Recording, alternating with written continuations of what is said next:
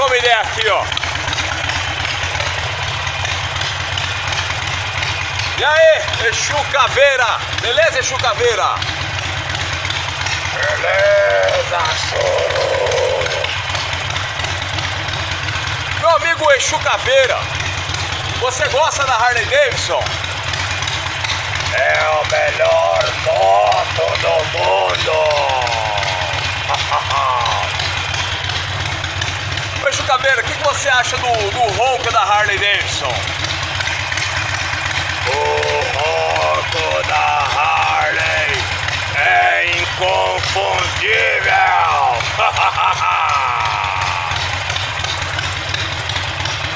Meu amigo Exu Caveira, não sei se você sabe, existe uma galera aí das Big Trail, da Triumph, da BMW, essas motos fabricadas de plástico. O pessoal reclama que a Harley Davidson faz barulho, vaza óleo, perde peça, esquenta. E que a BMW, por exemplo, tem tecnologia pra caramba, é uma moto leve, é uma moto com muita tecnologia, blá blá blá blá blá blá blá blá blá blá blá blá, que a moto não dói o popote, que não dói a coluna, uma moto que é bonitinha, tem GPS, aquecedor de mão, tem não sei o que, uma moto cheia de coisa aí, a BMW. E o pessoal muito reclama do barulho da Harley Davidson, né? Do calor que ela vibra. Mas enfim, qual que é a sua opinião, Exu Caveira, da galera aí das BMW?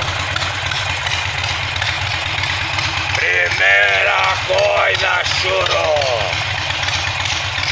As esposas desses caras não deixam eles terem Harley, porque quando liga a moto, acorda as crianças por causa do barulho da moto. Então as esposas não deixam os caras terem Harley Davidson. São um bando de babás de criança, essa galera das Big Trail. Eles são tudo família, são babá de neném, são limpa-fralda, e as esposas que mandam neles. E outra, Harley Davidson é moto de homem. Moró, tá dado o recado. Live to ride, ride to live.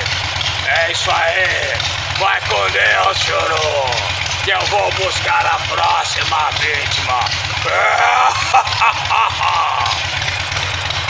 Pessoal, tá dado o recado aí do Exu Caveira. E é isso aí, Harley Davidson é moto de macho, beleza? Também acho. Valeu!